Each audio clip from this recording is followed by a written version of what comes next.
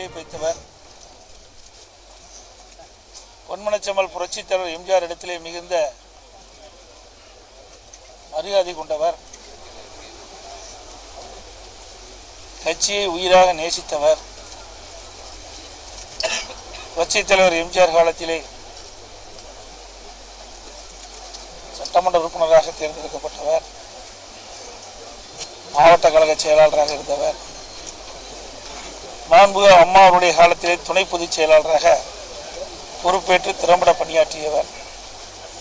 தென் மாவட்ட மக்களிடத்திலே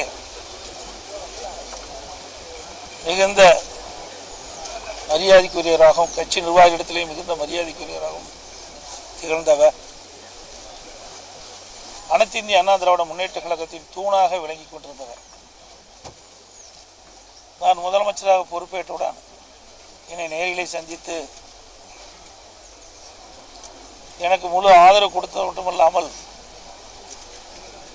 தென் மாவட்டத்தில் உங்களுக்காக முழுமையாக துணை நிற்பேன் என்று பல முறை என்னை நேரிலே சந்தித்து எனக்கு வலிமை உண்டாக்கியவர். எப்பொழுதுமே அவருடைய நினைவெல்லாம் கட்சிதான்.